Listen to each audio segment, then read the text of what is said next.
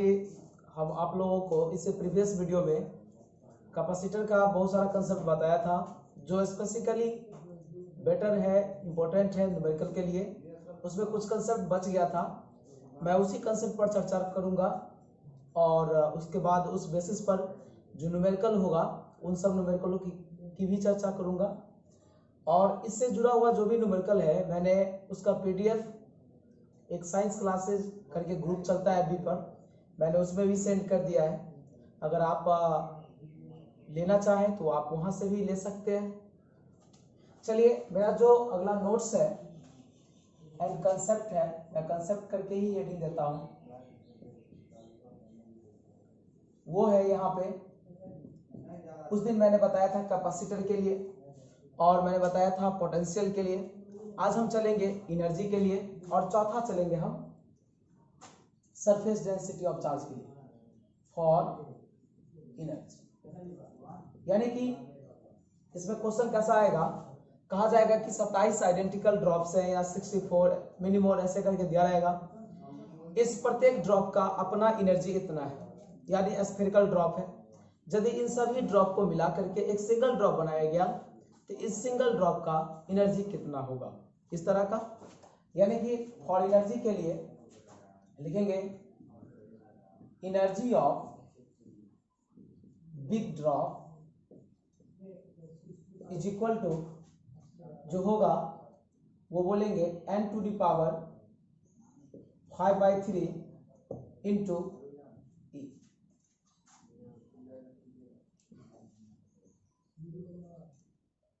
अब यहां पर कोई पूछे कि n क्या है तो बोलेंगे n जो है वो नंबर ऑफ ड्रॉप्स है,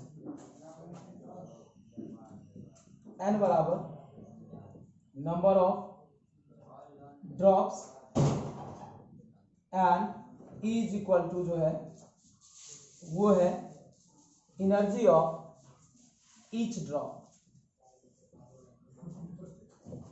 चलिए हम चलते हैं इसके एग्जाम्पल पर, और एग्जाम्पल क्या है सो देखते हैं। 27 identical drops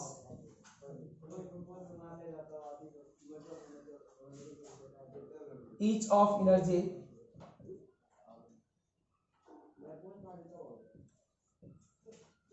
each of energy 2 joule combined to form a single drop, then find the energy of big drop। यहाँ पर देखने वाली बात यह है कि मेरे पास जो है 27 आइडेंटिकल ड्रॉप्स हैं, दैट मीन सभी समान है, जिससे प्रत्येक का एनर्जी 2 जूल है, क्योंकि एनर्जी का ऐसा यूनिट जूल होता है। तो अगर उसे कंबाइन करके एक सिंगल ड्रॉप बनाया गया दैट मीन बिग ड्रॉप होगा, स्वाभाविक है, क्योंकि अगर 27 है उसे 27 को एक ही बनाया जाए तो श्योर है कि ये 12 होने जा रहा है। यहाँ पर हम चलते हैं, ऊपर वाले फॉर्मूला का इस्तेमाल करेंगे और सॉल्व करेंगे। लिखेंगे वी हैव, हमारे पास यह गिवन दैट जो है सो देखिए नंबर ऑफ ड्रॉप्स जो है वो 27 है और प्रत्येक ड्रॉप का जो एनर्जी है वो 2 जूल है ना। यहाँ पर लिखेंगे since energy of big drop, energy of जो बिग ड्रॉप होगा, फॉर्मूला देखिए n to the power 5/3 into e। अब यहाँ पर सॉल्व करेंगे तो 27 टू दी पावर 5/3 इंटू 2 ये होने जा रहा है। यदि हम सॉल्व करेंगे तो अब यहाँ पर एक छोटा सा कंसेप्ट लग रहा है, और वो जो मेरा कंसेप्ट है वो कंसेप्ट है यहाँ पर पावर और इंडेक्स का। हम 27 को लिख सकते हैं 3 to the power 3 whole power 5/3 और एनर्जी है मेरा 2 जूल। यहाँ 3 से 3 कैंसिल आउट हो गया, मेरे पास बच गया 3 टू दी पावर 5 इंटू 2। अब यहाँ पर करना क्या है कि 3 टू दी पावर 5 का वैल्यू निकालेंगे और उसको 2 से मल्टीप्लाई करेंगे, जो कुछ भी होगा वही मेरा आंसर हो जाएगा। आपको याद रखना है कि जब कभी भी एनर्जी का क्वेश्चन आए, याद रखना है नंबर ऑफ ड्रॉप्स का पावर 5/3 इंटू जो प्रत्येक ड्रॉप का एनर्जी है वो। अब चलते हैं दूसरा नंबर पर। कभी कभार क्वेश्चन आ जाता है कि इतने ड्रॉप्स हैं और उस प्रत्येक ड्रॉप्स का सरफेस डेंसिटी ऑफ चार्ज जो है सो इतना है, और सबको कंबाइन किया गया और एक सिंगल ड्रॉप बनाया गया, तो उस बिग ड्रॉप का सरफेस डेंसिटी ऑफ चार्ज कितना होगा। तो यहां पर लिखते हैं फॉर, सिंपल है, सरफेस डेंसिटी ऑफ चार्ज के लिए जो फॉर्मूला होगा वो बोलेंगे सिग्मा 1 ले लेते हैं। आपको एक चीज याद रखना चाहिए कि सिग्मा से सरफेस डेंसिटी ऑफ चार्ज को दिखाया जाता है, जो कि बहुत अच्छा तरीका से एक्सप्लेन किए हुए है। यहाँ पर लिखेंगे n⁻⁴ इंटू सिग्मा। सिग्मा जो है वो है मेरा कि प्रत्येक ड्रॉप का कितना सरफेस डेंसिटी ऑफ चार्ज है। सिग्मा जो होता है थोड़ा वो झुका हुआ होता है, दैट मीन ऐसा। चलिए हम इस पर क्वेश्चन लेते हैं। ये कैपेसिटर के जैसा ही ये फॉर्मूला सेम है। हम इस पर भी एक न्यूमेरिकल देते हैं, और मेरा जो न्यूमेरिकल है देखिए 27 identical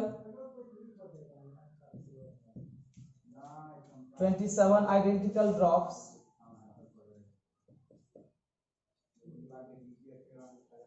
each of surface density of charge, surface density of charge is 1.5 coulomb by metre square. यानी कि सरफेस डेंसिटी ऑफ चार्ज का ऐसा यूनिट भी जो होता है वो होता है coulomb by metre square, combine to form a big drop then find the surface density of surface charge density, then find the surface density of charge of big drop। अब यहाँ पर देखना क्या है कि 27 आइडेंटिकल ड्रॉप्स है, प्रत्येक का सरफेस डेंसिटी ऑफ चार्ज जो है वो 1.5 कूलम बाय मीटर स्क्वायर दिया हुआ है, और उसको कंबाइन करके एक सिंगल सा ड्रॉप बनाया गया है। तो उसका कितना होगा सरफेस डेंसिटी वो देखते हैं। लिखेंगे वी हैव, हमारे पास जो है वो टोटल 27 ड्रॉप्स है, प्रत्येक का जो सरफेस डेंसिटी ऑफ चार्ज है 1.5 कूलम बाय मीटर स्क्वायर। लिखेंगे सिंस बिग ड्रॉप का मैं ऊपर फॉर्मूला बता दिया हूं, सिग्मा 1 मानिए या डायरेक्ट लिखिए कि surface density of charge of big drop या surface charge density of big drop, ऐसे करके भी। तो सिग्मा 1 बराबर होता है फॉर्मूला n⁻⁴ इंटू सिग्मा। चलिए यहाँ पर हम देखते हैं, imply that sigma 1 is equal to n का वैल्यू है 27⁻⁴ इंटू 1.5 कूलम बाय मीटर। अब यहाँ पर एक चीज सोचने वाली बात है, चाहे ड्रॉप छोटा हो चाहे ड्रॉप बड़ा हो, चाहे सरफेस चार्ज डेंसिटी छोटा हो चाहे सरफेस चार्ज डेंसिटी बड़ा हो, बहस उससे नहीं है, उसका असाइनमेंट तो सेम ही होगा। तो जैसा छोटा का है वैसा ही बड़ा का है, that mean coulomb by metre square ही होगा। इसे जब तोड़ेंगे तो 27 को हम लिख सकते हैं 3⁻3, इसका होल पावर है 1/3, 1.5 coulomb by metre square. Multiply करेंगे तो 15 3 जब 45 होता है, दैट मीन 4.5 कूलम बाय। ये कंसेप्ट जो है टोटली हम 5 बताए। पहला कैपेसिटर के लिए, दूसरा पोटेंशियल के लिए, तीसरा एनर्जी के लिए, और चौथा जो बताए सरफेस चार्ज डेंसिटी के लिए। इन प्रॉपर्टीज, इन फॉर्मूला, इन कंसेप्ट को सही ढंग से याद रखना है। बहुत छोटा छोटा सा फॉर्मूला है, अगर याद रहेगा तो हमें लगता है कि कोई भी न्यूमेरिकल इस बेसिस पर होगा वो आप आसानी तरीका से बना सकते हैं। अब हम चलेंगे, मेरा जो नेक्स्ट टॉपिक बनेगा वो टॉपिक है मेरा कि डाइलेक्ट्रिक्स। मैंने इसे प्रीवियस वीडियो में भी बोला था कि हमें पढ़ाना है डाइलेक्ट्रिक्स।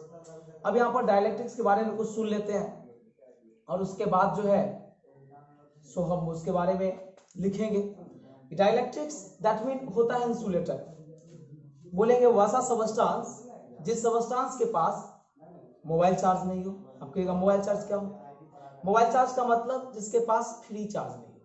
फ्री चार्ज बोलिए या फ्री इलेक्ट्रॉन बोलिए। अब फ्री का मतलब ये होता है कि जैसे आपके पास कोई सामान है तो एक्स्ट्रा होता है तो आदमी कहता है ना कि चलो भाई इसके पास जो है सो फ्री में थोड़ा काम के लिए यूज कर सकते हैं। लेकिन इसमें यही बताया गया है कि वैसा सबस्टांस दैट मीन वैसा पदार्थ जिसके पास कोई भी फ्री चार्ज दैट मीन कोई फ्री इलेक्ट्रॉन नहीं हो, उसी को कहा जाता है डाइलेक्ट्रिक्स। फिर हम आगे चलेंगे, डाइलेक्ट्रिक्स के बारे में बताएंगे। तो डाइलेक्ट्रिक्स दो प्रकार का होता है। पहला का नाम होता है पोलर डाइलेक्ट्रिक्स, दूसरा का नाम होता है नॉन पोलर डाइलेक्ट्रिक्स। बड़ा इंपॉर्टेंट सा टॉपिक है, ऑब्जेक्टिव से लेकर सब्जेक्टिव तक क्वेश्चन पूछा गया है बोर्ड में। पहला पोलर डाइलेक्ट्रिक्स क्या है, इसे सिंपली वे बोलेंगे वैसा डाइलेक्ट्रिक्स जिसका डायपोल मोमेंट नॉन जीरो हो। डायपोल मोमेंट भी मैंने पढ़ा दिया है। Non zero that mean zero नहीं हो तो उसको क्या बोलेंगे? पोलर। और जिसका डायपोल मोमेंट जीरो हो जाए उसको हम क्या बोलेंगे? Non polar. कितना सा सिंपल है। डाइलेक्ट्रिक्स क्या है तो बोलेंगे वैसा सबस्टांस जिसके पास कोई मोबाइल चार्ज नहीं हो। दूसरा बोलेंगे डाइलेक्ट्रिक्स दो प्रकार के होते हैं, पोलर नॉन पोलर। जिसका डायपोल मोमेंट जीरो नहीं हो उसको पोलर, जिसका डायपोल मोमेंट जीरो हो उसको नॉन पोलर बोलेंगे।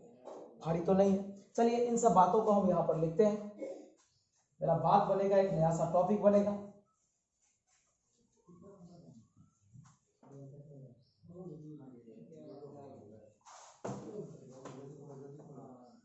और मेरा जो ये टॉपिक है वो टॉपिक है डाइलेक्ट्रिक्स। हम यहाँ पर चलते हैं, बताते हैं कि डाइलेक्ट्रिक क्या है।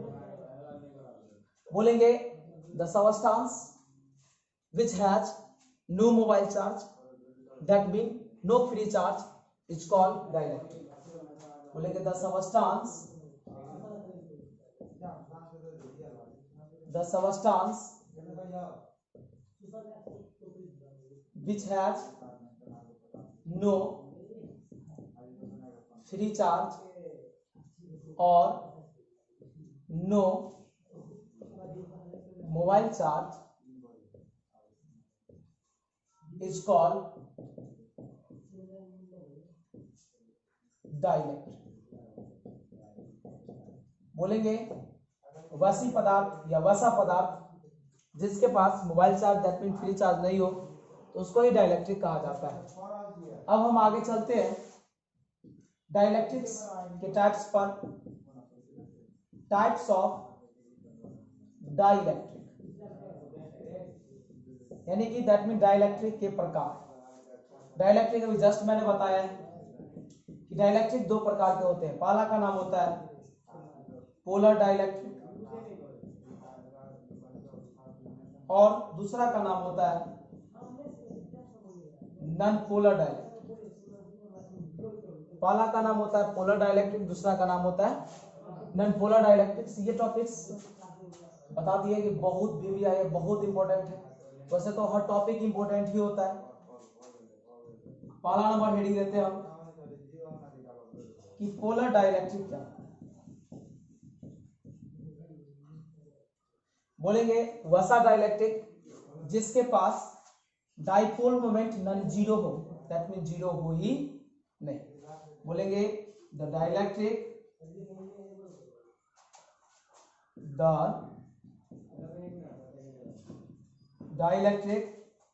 which has non-zero dipole moment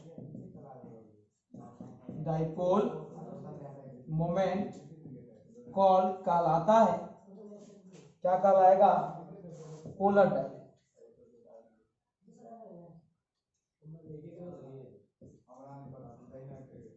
polar dielectric बोलेंगे जिसका डायपोल मोमेंट जीरो नहीं हो उसको पोलर डाइलेक्ट्रिक। बड़ा सिंपल है।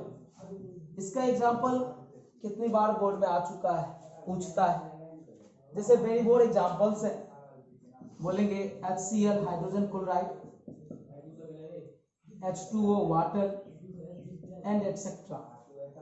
ये जो है ये पोलर डाइलेक्ट्रिक्स के एग्जाम्पल है। अब हम आगे चलते हैं। दूसरा नंबर जो है मेरा टॉपिक है वो है नॉन पोलर डाइलेक्ट्रिक्स।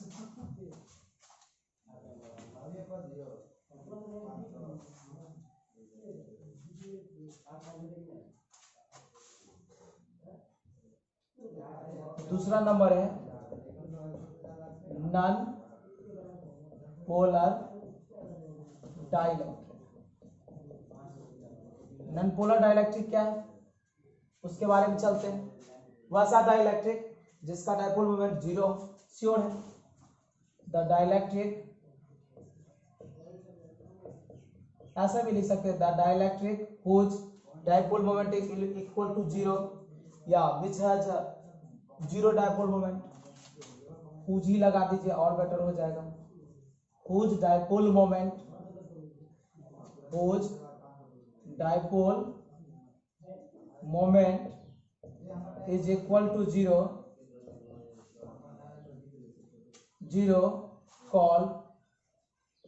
कहलाता है नॉन पोलर डाइलेक्ट्रिक। बोलेंगे जिसका डाइपोल मोमेंट 0 हो जाए, 0 के बराबर हो जाए, उसको नॉन पोलर, नहीं हो तो पोलर। इसका एग्जांपल जो है उसको बोलेंगे हाइड्रोजन, दूसरा कार्बन डाइऑक्साइड। ये सब इसके एग्जांपल्स। तो यही मेरा टॉपिक था कि डाइलेक्ट्रिक क्या है। तो बोले डाइलेक्ट्रिक वैसा सबस्टेंस को कहा जाता है जिसके पास कोई फ्री चार्ज, मोबाइल चार्ज नहीं हो, फिर इलेक्ट्रॉन नहीं हो। डाइलेक्ट्रिक दो प्रकार के होते बता दिए, पोलर नॉन पोलर। मैंने दोनों को डिफाइन कर दिया कि पोलर क्या होता है, नॉन पोलर क्या होता है। अब हम जो अपने नेक्स्ट वीडियो में आएंगे तो उसमें लेकर के आएंगे अगला चीज जो रहेगा वो रहेगा मेरा topic usages of capacitor. Capacitor का यूज क्या सब है और कहां कहां पर किया